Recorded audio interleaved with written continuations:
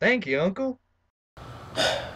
Now remember what I said. I don't have to see that baby till it's 6 months old. I don't have to handle it until it's 2 years old. Yes, yes, of course. Now I have other places to be, so I will see myself out. I cannot wait to tell Ada how excited she will be. Dear Ada, how are you? Look what I have. Now what is this? It's a check from Uncle Francis. It's for your child. Yes, Uncle said he would give the money once our child was born. That's not quite true. Ada, I'll have you know that Francis' original offer was only if it was a boy. George trying to pretend the child was a boy because of that. George? I felt that I did not have a choice. Uncle Francis would not withdraw the condition. This is true. Francis even suggested to Ada, if you had one son in the future, he would grant the money. How did all this happen? 5 or 6 months ago, Uncle Francis said that if it was a boy, he would settle 10,000 pounds upon it. But if only it was a boy! Yes. Then this afternoon, Uncle came a-calling and inquired the sex of the child. May and I then decided to tell him it was a boy. Why on earth would you do that? George has been bearing the burden of this news for so long. He has been worried about the outcome for many months. Then, when I told him the news that he had a daughter, he seemed distraught and not quite himself. Well, this is true. He sure seemed surprised that he was already father. However, he shouldn't have been so surprised, because he should have been present for the birth and not fallen asleep in the first place. But he fell asleep because of how exhausted he was. Haven't you noticed the dark rings under his eyes?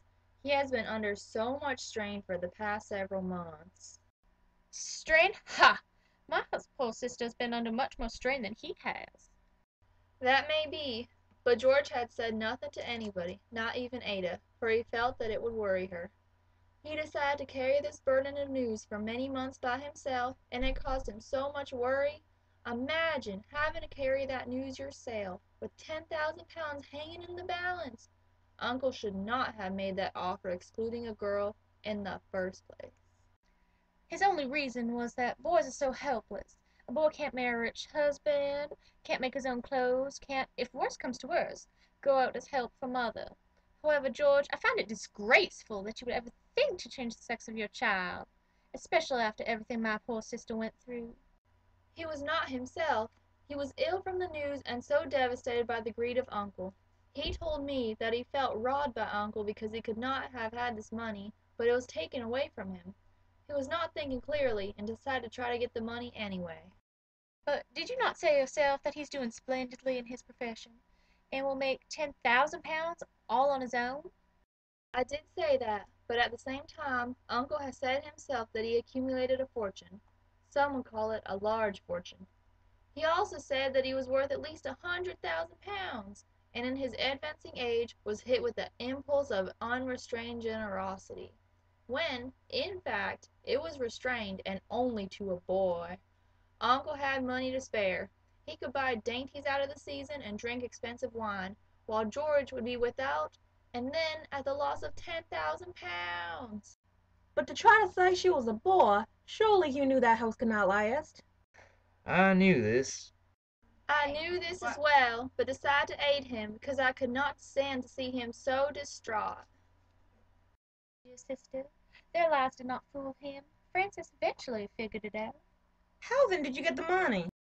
Well, after I revealed the fact that it was a girl, I implored Francis to come up and pay you a visit. He disliked the idea because he was scared of hurting the poor child. So much so, in fact, that he paid 10,000 pounds just to wait. What an odd reason. He admitted that he dropped me as a child. He did not want to repeat this. However, we have the money, even if it's not a boy. I do regret my methods. However, I was so overcome with emotion that I did not think twice about pretending our child was a boy. I don't agree with your methods either, George. I still agree, however, that it was unfair of Francis not to support Ada if it was a girl. That settles it then. Now, how are we going to spend this money?